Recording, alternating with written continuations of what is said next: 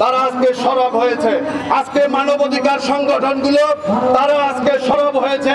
আমরা আশা করব আজকে এই সমস্ত নিপীড়নের বিরুদ্ধে যারা বাংলাদেশে গুম খুন করেছে, আপনাদের মনে আছে সেই শ্রমিক নেতা আজকে আমাদেরকে এই কয়েকদিন আগে আমরা দেখেছি সাভারে কিভাবে মালিকদের সন্ত্রাসীরা আমাদের গার্মেন্টস শ্রমিকদেরকে কিভাবে পিটিয়েছে। আমরা প্রশাসনের কাছে আমাদের শ্রমিকরা আবেদন জানিয়েছিল আমাদেরকে রক্ষা করুন, কিন্তু আমরা দেখলাম আমাদের পুলিশ বাহিনী সেখানে গিয়ে আমাদের শ্রমিকদের বুকের উপরে তারা গুলি করে আমাদের অসংখ্য শ্রমিকদেরকে তারা হত্যা করেছে, তারা লাশকে গুম করেছে। এভাবে চলতে পারে না একটি স্বাধীন বাংলাদেশ। এজন্য আমরা মুক্তিযুদ্ধ করি নাই। 1971 সালে বাংলাদেশ মুক্তিযুদ্ধ হয়েছিল একটি সুবিচার এবং ন্যায় বিচারের জন্য। আজকে শ্রমিক যারা শোষণ করেছে তাদের বিরুদ্ধেই আমাদের স্বাধীনতা ছিল।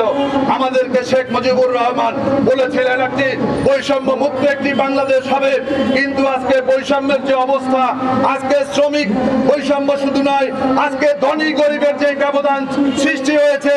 আপনারা দেখেছেন বাংলাদেশ ব্যাংকের থেকে শুরু করে বাংলাদেশের কোনো ব্যাংকে কোনো টাকা নেই। এই টাকা কোথায় গেল? এই 15 বছরে একটা সরকার তো ক্ষমতায় আছে, এই সরকারের কাজ হচ্ছে তার দলীয় নেতা কর্মী এমপি মন্ত্রীদের লুটের টাকা বিদেশে পাচার করা। তাদের কাজ হচ্ছে তার নেতা কর্মীদেরকে রক্ষা করা। আমরা দেখেছি শেখ হাসিনা কোন লুটেরা নেতা কর্মীর বিরুদ্ধে কখনো কথা বলেনি। আমরা দেখেছি এই সম্রাট আজকে যেখানে ক্যাসিনো সম্রাট 500 কোটি টাকার তার বিরুদ্ধে দুর্নীতির অভিযোগ।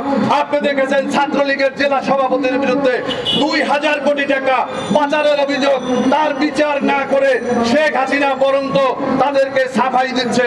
এই ক্যাসিনো সম্রাট আজকে জামিনে মুক্তি পায়, কিন্তু 3 বারের প্রধানমন্ত্রী বাংলাদেশের মাটি মানুষের নেতা আজকে বাংলাদেশের পরতে পরতে যার উন্নয়নের ছোঁয়া রয়েছে সেই বেগম খালেদা জিয়া আজকে আইসিইউতে মৃত্যুর সাথে পাঞ্জা লড়ছে।